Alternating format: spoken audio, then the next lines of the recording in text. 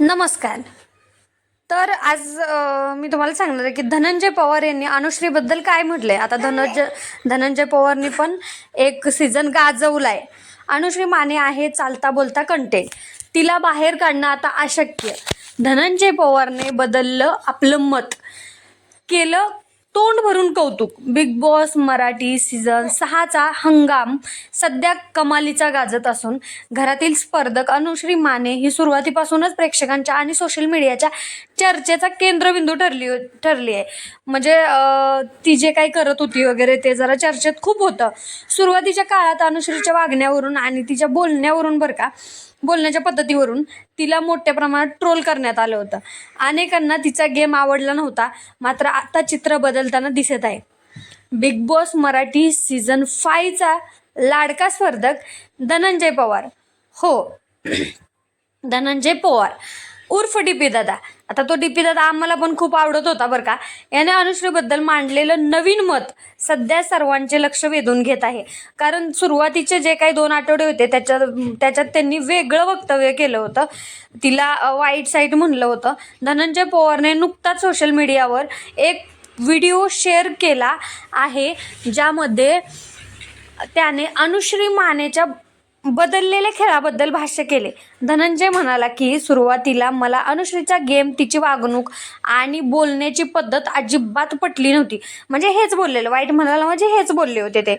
त्याबद्दल मी याआधी स्पष्टपणे बोललोही होतो. मात्र गेल्या 10 ते 12 दिवसात अनुश्रीने स्वतःला ज्या प्रकारे सिद्ध केलं आहे ते पाहून माझं मत बदललं आहे.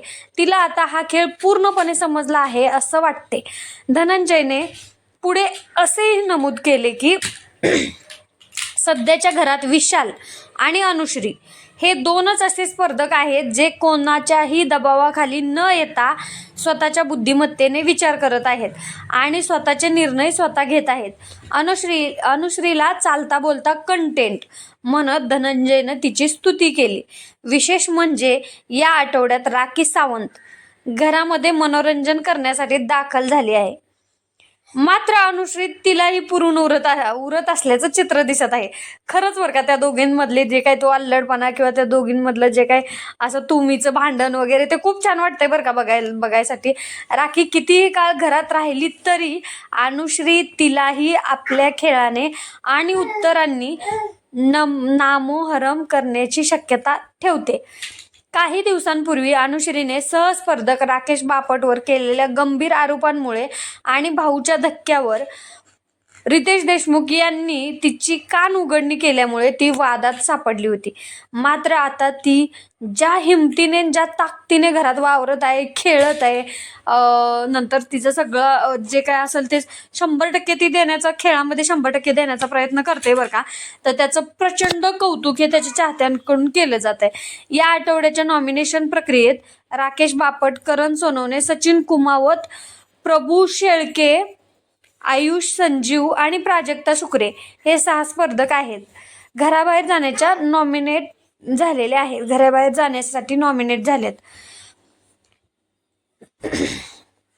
त्यामुळे या आठवड्यात कोणाचा प्रवास संपणार याकडे प्रेक्षकांचे लक्ष लागले आहे.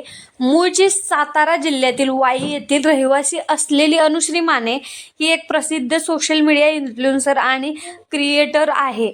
तिने यापूर्वी चल भावा सिटीत या रियालिटी शोमध्ये काम केले असून सध्या ती बिग बॉसमुळे महाराष्ट्राच्या घराघरात पोचली आहे. तर खरंच हिचं थोडंसं कौतुक केलं तरी काय हरकत नाही. पहिल्यांदा सुरुवातीचे दिवस हिने घाण केली किंवा ही वाईट साईड बोलली असेल, जो आरोप लावला असेल त्याच्यावरून ना, आणि ती घरात थोडंसं पहिल्या 1-2 आठवड्यात तिने काय फुटेजसाठी केलं की काय म्हणतात ते जास्त मीच दिसावी असं ह्याच्यासाठी केलं की कशासाठी केलं ते काय माहिती नाही बरं का आपल्याला. पण 1-2 आठवडे ना ती इतकी विचित्र आणि इतकी वाईट तिने गेम खेळला आणि इतकी वेगळ्या पद्धतीने ती बिग बॉसच्या घरात दिसली ना.